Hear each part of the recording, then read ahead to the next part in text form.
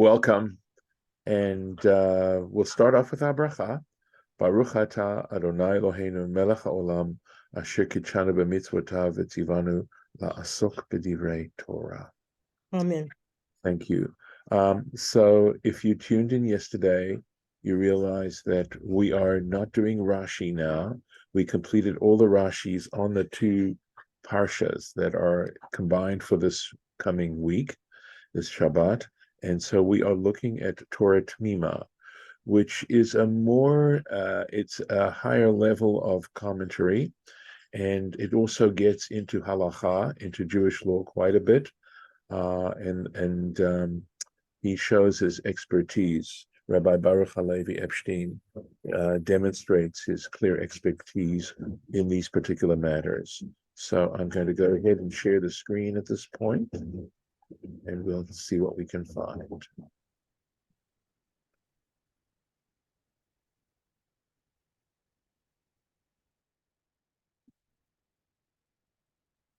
So yesterday, we're at the beginning of this Parsha again, of Nitzavim.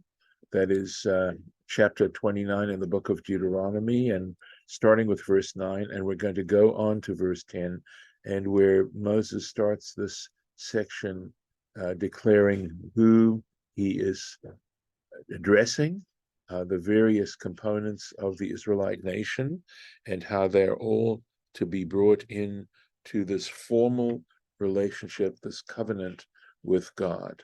And we're into the next verse, so we're on to verse 10, where he's talking about, he goes on to say, Tapchem, your children, Nishechem, your wives, V'gercha asher bekerev machanecha, and the gercha would be a person who was originally not of Jewish extraction or Israelite extraction, but who chose to cast their lot with the Jewish people in the midst of your camp, mechotev enech eitzecha, from your hewers of wood, ad shoev meimecha, to your drawers of water. And who is he talking about here? And that's going to be the next comment here. Mechotev etzecha v'gomer, meaning from your hewers of wood, etc. Hanitinim, so the nitinim, we're not going to translate that word. We will get an explanation of what this word means and how this refers to these particular class of people. Gazar Moshe al Chatunam lahahu dara. Moses made an edict regarding this class of people called the Nitinim, regarding marrying them for that generation, meaning that he prohibited Israelites from marrying these Nitinim for that generation. Shne'emar, as it says, Mechotev etzecha, from your hewers of wood, etc. Why that works is not clear.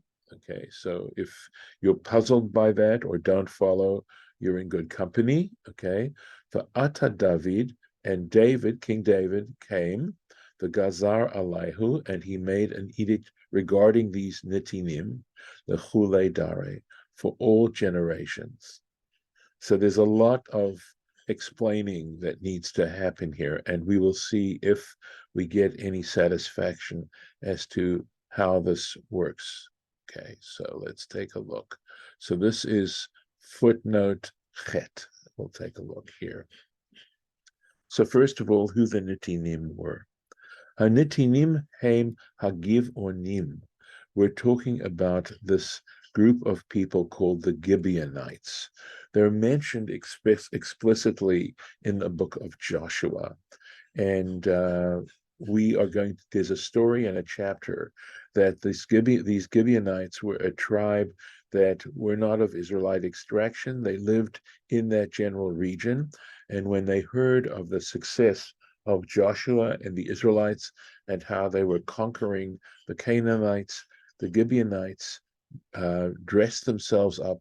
They made themselves look as if they come from a far distant country, and they came to Joshua. They sent representatives who came to Joshua, and their clothes were torn, etc. They looked like they'd taken a long journey, and they said, we live from a distant area, and we'd like to make a treaty with you, a pact with you. And Joshua did not do much investigation, and he wound up making a pact with these Gibeonites. And then they found out that these Gibeonites were like next door neighbors, and that they had made this agreement under false pretenses. And so this is why Joshua declared that while he would hold on to the agreement that he made, that they would not be attacked, they were going to now there was still going to be a penalty for what they'd done, to become hewers of wood and drawers of water, that they would have to take on menial tasks. So the Gibeonites, Shenit Gairu B'Yimei Yehoshua, that they became Israelites during the days of Joshua. Uveze Hitu Yehoshua, and regarding this, they Hitu Yehoshua means that they basically they tricked, right? They tricked Joshua, Kenoda Bakatuv, as is learned from the verses there. V'lachein netanam lechotvei eitzim lamizbeach, and for that reason they became hewers of wood for the altar. They needed to do that. Kidichtiv, and again the chapter is in Joshua chapter 9. Vayitnem Yehoshua bayom hahu. This is a quotation. Joshua made them on that day, lechotvei eitzim u'leshu'avei mayim. He declared that they would now become hewers of wood, woodchoppers, and water drawers. But al shem nitina zoi. See, we've got this. Let's see. Here you see this verb vayit name. He gave them over to. He made them. So you've got this root vayit name. This is the root in the text itself, and he says va'al shem netina zo, and because of this netina, this giving them over to this zo nikra'u nitinim, they became known as nitinim, as people who had been given over to these tasks. V'David HaMelech gazar alehem, and regarding David, the king, King David, he made an edict concerning them, shelo lehitchatem bahem, that Israelites were not allowed to marry them, mipnei shehikiram leachzarim, because he recognized that they were cruel people. They had no consideration for other people. They had a quality of cruelty, and he didn't want Israelites being associated with and married to people who were cruel. Ve'ein zeh mimidot Yisrael. Cruelty is not supposed to be one of the qualities of an Israelite. For an Israelite to be cruel is against the very nature of what it means to be an Israelite. Okay, mimidot Yisrael ksherim. That is to say, Israelites who are bona fide Israelites, Zera Avraham, who are of the seed of Abraham. Abraham was essentially known for his, and Sarah, for their hospitality to strangers, not just hospitality, but hospitality to strangers. And we associate the term chesed, which is kindness, with Abraham. And kindness is the absolute opposite of cruelty. The motions involved, the behavior involved, it represents the antithesis of cruelty. And kindness, since this is part of what we mean to say that we are the descendants of Abraham. To be a descendant here in the literary sense means to hold on to his values, etc. Okay. Iyen lamala, he says, he gives you a reference to check above the Parshat Re'eh, in the Parsha of Re'eh in Deuteronomy, Ube Pasuk Yud Gimel, or Yud Perek Yud Gimel Yud Chet, okay, as it says, possibly this is chapter 13, could it be? Yes, and verse 18, possibly, V'natan lecha rachamim, where Moses says to the Israelites, and gives you mercy, which can be understood as that God has given you the quality of mercy, of kindness. V'amar kan, and here it says, al zeh, regarding this, degam ka'ele shehayu bimei Moshe, that there were people like this, like the Gibeonites, during the days of Moses, that there were also people who came under a pretense and got an agreement through a ruse. Klomar, that is to say, avadim shenitgairu. So we were talking about slaves that became Israelites, that associated with the Israelites. Shelo l'shem shamayim. It wasn't because they believed so much that they believed in one God and believed in the Torah. That was not the main reason. Rak l'shem ezo pniya, but it had to do with some other reason, some other turning. I guess you could translate that literally, right? That there was some other benefit that they felt they would get by becoming Israelites, and not because they were so wholehearted in their belief in God and in God's Torah. Gazar Moshe Alehem. So Moses made an edict regarding them, shelo lehitchaten bahem, not to intermarry with them. Umidayek ze midekrinhu lechotvei etzim, and we make this whole interpretation, right, that we just made regarding these people that came during the days of Moses, okay, because they were referred to lechotvei etzim as hewers of wood, as wood choppers, v'shovei mayim, and water drawers.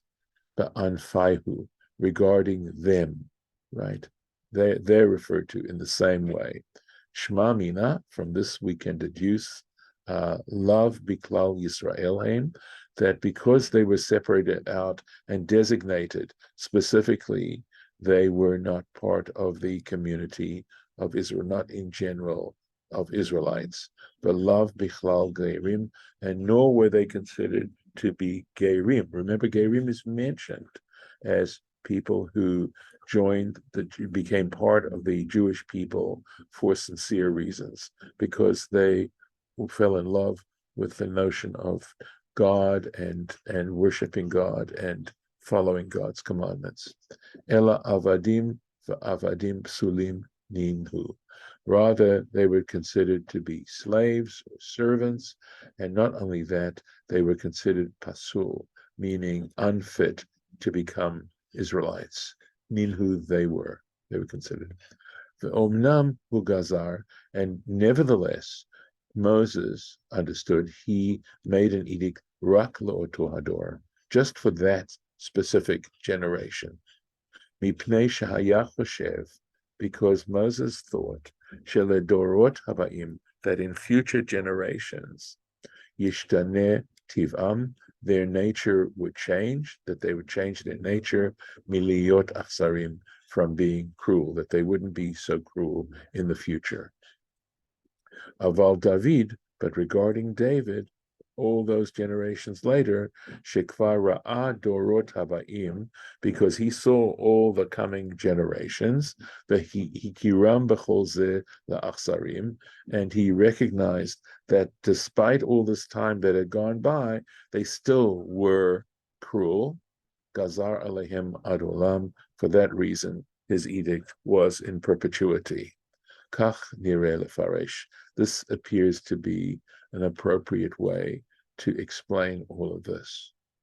So I think we've gotten a little bit of an explanation of this particular sentence up here, and how it the fact that he refers to them specifically as this. I think that Rabbi Baruch Halevi Epstein, the Torah Temimah, does in fact say how you derive it from the fact that he is singling this out for these particular people, to refer to these particular people in this way. Any thoughts or questions at this point before we move on? Any clarification required? Okay. All right. Let me go a little further then. So notice the next verse. Uva alato. So what is this Allah? What is this word Allah? Sometimes it's translated as curse, but there's a specific, it isn't simply a curse. A curse is a klala. That's the Hebrew word that we use for curse. So what is an Allah? So, Ein Allah ela shvu'ah. He says, this is from the Yerushalmi, the Yerushalmi Talmud, Tractate Sota, chapter 2, halacha 5, that it simply means an oath, that the Allah Torah means an oath. And I would say that an Allah has to do with the fact that there are penalties for not keeping the oath. It's an oath that has penalties attached in some way. That would seem to me a way to understand what's being said here. And so we have an example of how an Allah is associated with an oath. It states in Parshat Naso, in the book of Numbers, there's a Parsha by the name of Naso. The Hishbia, this has to do with the woman suspected of adultery, right, who is being tested by the waters. The Hishbia HaKohen et Ha'isha, so it means the Kohen should make the woman swear, right? The Shvu'at Ha'Allah, there we go, in a Shvu'at, in an oath of Allah. Right. So again, it's a type of oath, is what we're saying. Umikan daha'oneh amen achar shvu'ah. And we also learn from here that one who answers amen after an oath, somebody makes an oath, and you answer amen regarding that oath, kishvu'ah dami, it's as if you made the oath yourself. So there is some explaining here, right? So saying amen to a person's statement is as if you made that statement yourself. So just on a simple level, when I make a bracha, or when someone makes a bracha, and you say amen to their bracha, it's as if you are saying ditto. I'm saying it too. I affirm what you're saying. Okay, let's see where we're at. We're at Tet, right over here. Ritzonolomar, what he's trying to say, Dahalo matzinu mefarash shenishba'u Yisrael ba'atzman. We don't see anywhere in the text that the Israelites actually made these oaths or took any oath on this kind of level, right? And Moses is saying to them that they did, that they'd made such an oath, but there's nowhere in the text where it talks about the Israelites saying the oath. Okay, so there's a question here. For afal pichein omer la'avracha, and nevertheless, despite this fact, he says to them la'ovracha bivrit Hashem Elokechem. He talks about them if they are to desecrate this covenant that they made with the Lord their God, uva alato, and his Allah, this shvu'ah that they took. The mashma omnam nishba'u, because that implies that in fact and indeed they did make such an oath. They did take an oath. Al kain sarich lomar, and for this reason we have to say, devaha she'anu amen, that it was because they answered amen achar hashvu'ah, that after the oaths, the declarations that were made, Shebahar Grizim, in the Mount Grizim, Uvahar Eval, and Mount Eval, we read about this, right? And the Kohanim declared these vows, and they answered Amen after each one, right? Kamoshe Katuv Amar Kol Ha'am Amen, as it states, right, in those passages, that it says, and all the people will answer Amen. And for that reason, this is considered as if they themselves made an oath.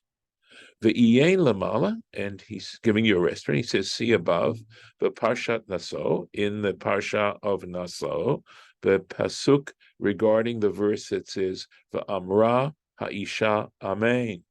Okay, where it says, and the woman, after the priest adjures her, she says, Amen. Ba'a od rashim ka'inyan zeh, where we will see other interpretations, just like the one I gave here. And this is where we will stop today. And I'll make the little marking. Excuse me. Okay. Down here.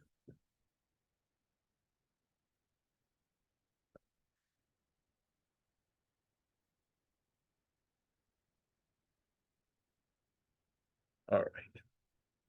Very good. I'm going to stop the share.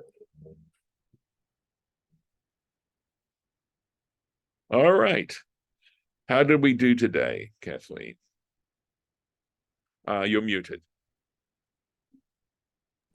I got it better this time. So the Gibeonites, is that the way you pronounce it? Gibeonites, yes. We're just there to escape being killed. Correct. That was the motivation. They had no other motivation than their own fear that the Israelites would attack and destroy them. And Joshua couldn't see through that. He did not realize they disguised themselves, and there was no reason he would have necessarily suspected them. Okay. Yeah, although it's interesting, one could argue, but if that happened during the days of Moses and the exact same thing happened, then why didn't he suspect them? Okay. Right. So, I mean, one can come up with reasons. It's, it's not like one doesn't make more than one mistake regarding the same thing. So sadly, that's just human nature. And I hesitate to criticize Joshua, given the responsibilities he had. And I'm going to stop the recording with that.